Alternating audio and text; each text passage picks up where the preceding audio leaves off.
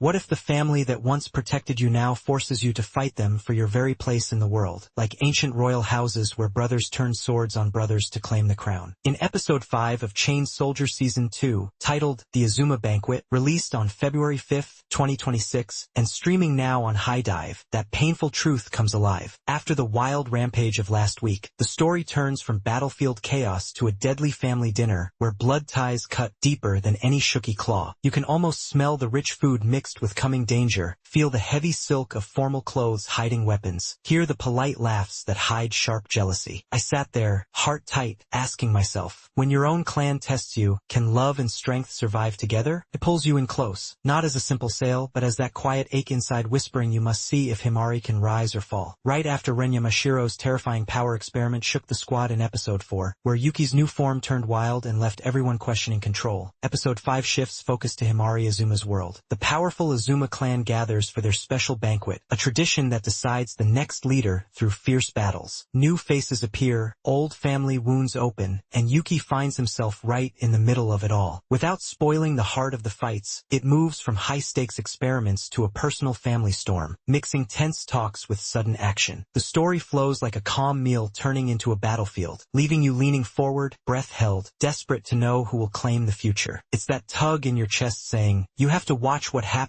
when the banquet begins. This episode drives the larger story forward by opening a whole new layer of the world, the Azuma clan's inner power struggles, while keeping the war against Shooky in the background. The banquet starts as a free-for-all battle royale among the women of the family, full of surprises and quick eliminations. Pacing builds slowly with introductions, then explodes into action, balanced nicely between talk and fights. Fans often wonder about the cloudy parts. Why does the clan fight like this? How do certain powers really work? Straight from Takehiro's manga, the Azuma Banquet is an old family rule. Only the strongest becomes head because their special abilities protect the defense force. One big cloudy moment is Homari's fighting style. The anime shows her typing commands on thigh keypads, but the manga explains she can also program actions straight into her mind for instant moves without any delay, though it tires her brain more. The anime trusts the visuals to show this without long talks. Reddit and Twitter fans loved seeing Himari's past finally explored, but noted some fights happen off-screen. A tense cliffhanger at the end leaves everything hanging. You feel the next move could change everything. Himari Azuma finally steps into the light. Her hidden pain from being called the weak one in the family turns into quiet fire. Her growth feels real and touching, choices that surprise yet fit her gentle but determined heart. Yuki stays steady and supportive, his slave role showing new depth as he fights for someone he cares about. Even new clan members like Hamar reveal sharp pride mixed with hidden respect. Every line and glance matches who they are. No sudden changes, just honest moments that make you see them as real people carrying old scars. Family pressure, identity, and the cost of strength sit at the center. Himari's struggle asks, can you ever escape the label your blood gives you? It feels like old tales of heirs proving themselves or historical clans where only the strongest survived. Sacrifice shows in small ways, risking pain for pride, while hope grows in the bonds that form during the fight. The episode never lectures, it just lets you feel the weight on your own shoulders. The Azuma clan's rules add rich new layers to the Mato universe. Their special abilities and strict traditions make the defense force feel bigger and more dangerous. It complicates things in a good way, showing that even allies have dark family secrets. The script stays sharp and real. Polite dinner talk suddenly turns heavy with meaning, lines that foreshadow trouble and stick with you long after. Nothing feels fake. Every word carries quiet power, like family arguments you remember years later. Art director Shino Ohara and the team at Passion paint a beautiful but tense picture. Warm banquet colors mix with sharp battle reds and shadows that stretch like reaching hands. Fluidity shines in the quick fights, but some still moments let the emotions breathe. Beauty here means pressure, the kind that looks perfect on the surface but cracks under strain, making your heart race because it feels so close to breaking. Directed this episode by Masaru Kawashima, the camera uses tight shots on nervous faces and wide views of the grand hall to show how small one person feels in a big family. Editing moves like a careful meal at first, then fast cuts that hit like sudden attacks, pulling you right into the tension as if you're sitting at the table too. Kota Yamamoto's music acts like an unseen guest. Soft, elegant notes during dinner turn into strong beats in battle, while sudden quiet lets the heavy words sink in. Those familiar motifs from earlier episodes now carry extra weight, burning into your memory. Yum Miyamoto as Himari Azuma gives the episode its heart. Her voice carries soft determination mixed with old hurt, trembling just enough to make you feel her courage. Yuya Hirose as Yuki brings steady warmth and quiet strength, his lines landing with real care. Their performances let you hear the soul behind every choice. This episode wrapped around me like tight family strings. I felt the warm hope in small smiles, the cold sting of old rejection, and the rush of seeing someone finally stand tall. The pivotal battles feel like destinies crashing together, a breaking point where Himari's past and future meet. It asks the questions we all carry. What would you fight your own family for? How do you prove your worth when they already decided who you are? I walked away tasting rich food mixed with worry, hearing faint echoes of battle in the quiet, wondering what I would do if my own blood called me to that table. Some might say the animation looks a bit simpler than before, or that not every fight gets full attention. Yet those choices feel right for the story. The focus stays on Himari's feelings instead of flashy moves, making the personal moments hit harder. The banquet's crowded feel isn't a flaw. It shows how overwhelming family can truly be. Episode 5 shines with deep family drama, strong character growth, and tension that keeps you locked in. It fully succeeds at turning a simple dinner into something unforgettable. The few quieter spots only make the battles feel more real. But now the plates are cleared and the real fight is just starting. One final question hangs in the air like a held breath. When your own clan demands you battle for your name, will Himari's gentle strength be enough to claim her place? The answer waits on High Dive. You don't just want to watch episode 5, you need to sit at that table, feel the pressure, and decide for yourself what family really means. The banquet has begun. Will you take your seat,